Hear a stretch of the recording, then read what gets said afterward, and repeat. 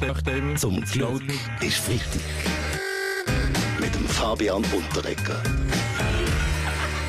Ja, wir schauen auf die doch schon 4,5 ungefähr Tage alte Woche zurück. Hat eine böse Überraschung gegeben. Nach dem Nadal ist auch der Roger Federer in Wimbledon früh rausgefallen.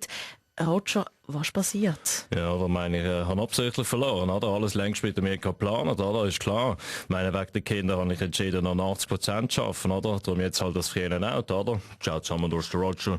Ich bin beziehungsweise der Blick am Morgen im Sisi, mach's wie ich. Aussehen ist im Moment Huren in. Wir können es nicht schön reden, lieber Blick. Dass der Roger so früh draußen ist, wirft die Schweiz ziemlich ins Offside.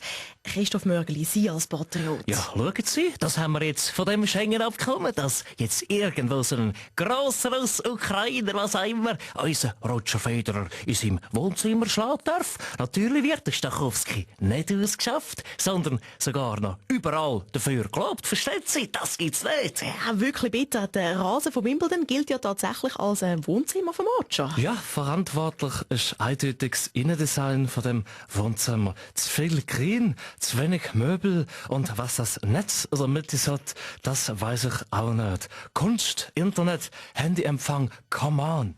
Danke unserem SRF-Stilfachmann Jeroen van Rooyen. Die Weltwoche kennt natürlich als einziges Medium schon die Gründe vom sportlichen Tief vom Roger. Roger Köppel, haben Sie eine Spur? Im Tennis gibt's vieles, und zwar auf jedem Ball. Um was geht's? Wir von der Weltwoche haben herausgefunden, dass der Roger Federer finanziell den Sommerjob nicht mehr nötig hat und lieber anständig würde Sommerferien machen.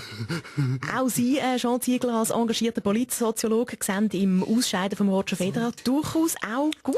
Ihr müsst wissen, Frau Luttenschläger, ihr müsst wissen, Tennis ist ein Sklavenspiel. Erfunden von den Kolonialisten in England. Kein Zufall, dass es um einen Schlag geht. Und mit Kinderarbeit werden die Bälle wieder eingesammelt. Und jede Sekunde wird irgendwo auf der Welt jemand von einem Russ geschlagen. Da verwundert es nicht, wenn es auch mal einen Prominenten trifft. Bastien Girard, als Grüne, hätten Sie gern gehabt, dass der Roger noch ein bisschen weiter auf dem Gas gespielt hat? Ja, vielleicht zuerst eine persönliche Bemerkung in dieser Stelle.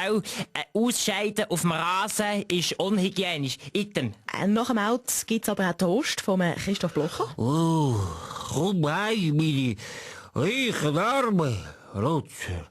Auf Helliberg bist du schon bald mein Nachbar. Oh, weiss, wie man sich fühlt, wenn man weggeworfen wird wie einen alten Hebäpfel.